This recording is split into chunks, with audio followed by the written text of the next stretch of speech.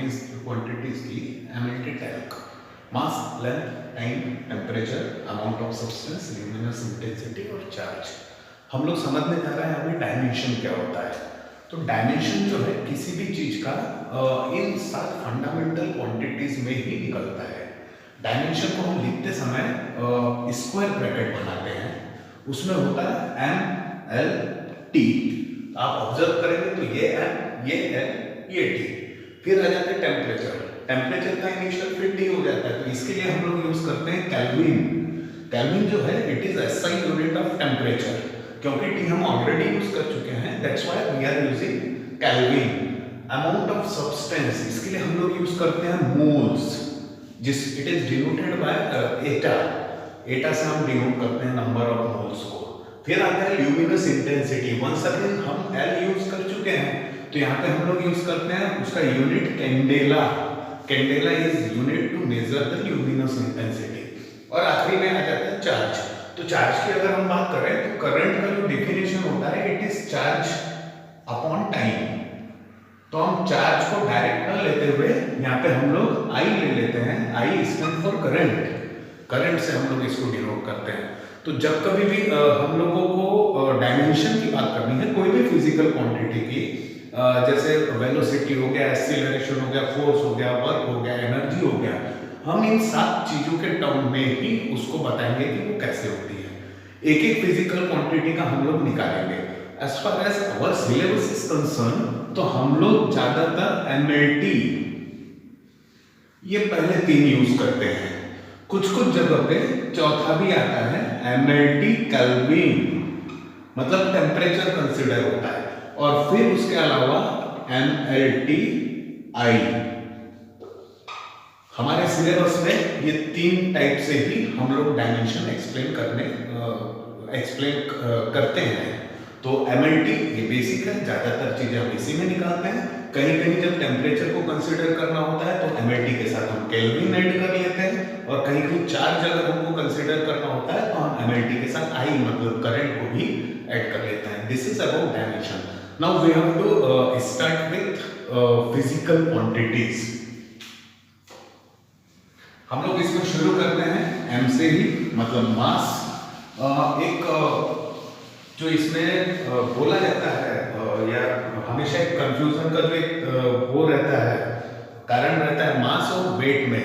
जैसे ये बोला जाता है कि मास जो है हम लोगों का अर्थ पे जो भी हम लोग अपना वेट फील करते हैं वो चंद्रमा पे जाकर 1/6 हो जाता है। तो क्या ये ऐसा होता है कि 60 kg का जो आदमी यहाँ पे है वो 1/6 मतलब 10 kg का हो गया चांद पे जाकर? नहीं, ऐसा नहीं होता। मास और वेट दोनों अलग अलग चीज है। हम समझते हैं वेट जो है हमको न्यूटन्स लॉ ऑफ ग्रेविटेशन से हम लोग उसको डिफाइन करते हैं, उसको आगे समझेंगे। अभी हम लोग आते हैं कि मास क्या होता है करके। तो मास जो है, जैसे हम लोगों ने बोला, हम लोग जैसे जाते हैं कोई सामान खरीदने के लिए 2 किलोग्राम दे देना या 5 किलोग्राम दे देना, तो ये जो किलोग्राम में हम लोग बताते रहते हैं ये मास है। जैसे अगर मैं बात करूं कि शुगर अगर हमने ले लिया, what is the difference between 2 kg and 5 kg of sugar? 2 kilogram sugar और 5 किलोग्राम शुगर में क्या फर्क है? तो 2 किलोग्राम शुगर जो है क्वांटिटी में कम है और 5 किलोग्राम शुगर जो है वो क्वांटिटी में ज्यादा है। क्या ज्यादा है? शुगर यानी क्या? मैटर। मतलब मैं क्या बात कर रहा हूं, 2 kg में क्वांटिटी ऑफ मैटर कम है और 5 kg में क्वांटिटी ऑफ मैटर ज्यादा है। तो ये जो क्वांटिटी ऑफ मैटर है दिस इज मास। तो व्हाट इज मास? मास को हम डिफाइन करते हैं quantity of matter possessed by our body, this is called मास। अब हमने जैसे प्रीवियस वीडियो में बात किया था, हम लोग जब कभी भी कोई फिजिकल क्वांटिटी के बारे में बात करेंगे तो हम 5 चीजों को लेकर बात करेंगे। पहली बात उसका डेफिनेशन क्या है, तो हमने मास का डेफिनेशन देखा, quantity of matter possessed by our body। दूसरी बात उसका कोई फॉर्मूला है क्या? नहीं, इसका कोई फॉर्मूला नहीं है क्योंकि ये फंडामेंटल क्वांटिटी है। हमने जो MLT टाइप में देखा था M स्टैंड फॉर मास, तो quantity of matter possessed by our body यही है। ऑल्दो दूसरा जो हम डिराइव्ड क्वांटिटी जैसे हम F = ma ये हम लिखते हैं, तो यहां से हम लोग ये बोल सकते हैं m is equals to f by a। तो फॉर्मूला तो मिल गया किसका, मास का, बट ये डिराइव से निकाला है। फंडामेंटल क्वांटिटी होने की वजह से मास का कोई फॉर्मूला नहीं है। तो मास को हम बोलते हैं quantity of matter possessed bye a body. फिर दूसरी चीज, इसका सीजीएस और एमकेएस यूनिट क्या होगा। तो सीजीएस में हमने बात किया था, सीजीएस जी स्टैंड फॉर ग्राम, और एमकेएस को ही अब हम एसआई बोलना शुरू करेंगे, के स्टैंड फॉर केजी। तो ग्राम और किलोग्राम ये जो है ये इसका सीजीएस और एसआई यूनिट है।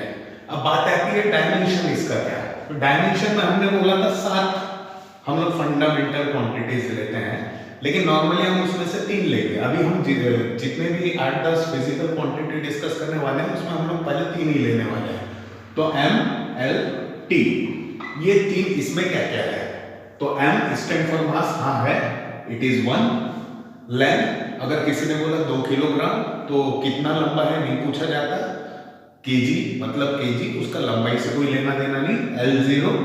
और अगर मैंने बोला कि अभी कोई चीज 2 किलोग्राम है और 2 घंटे बाद में वो 2 किलोग्राम ही रहेगी अगर कोई चेंज न किया जाए तो, मतलब इसका टाइम से भी कोई रिलेशन नहीं है। T0 मतलब मास का जो डायमेंशन है it is m1 L0 T0। ख्याल रखिए मैंने इसको स्क्वायर ब्रैकेट में लिया है। MLT मास है तो m1 मास है तो मास रहेगा, लेंथ नहीं होगी और t नहीं होगा। इसका मतलब ये है मास जो है ये लेंथ और टाइम पे डिपेंडेंट नहीं है। This is all about the mass. Thank you.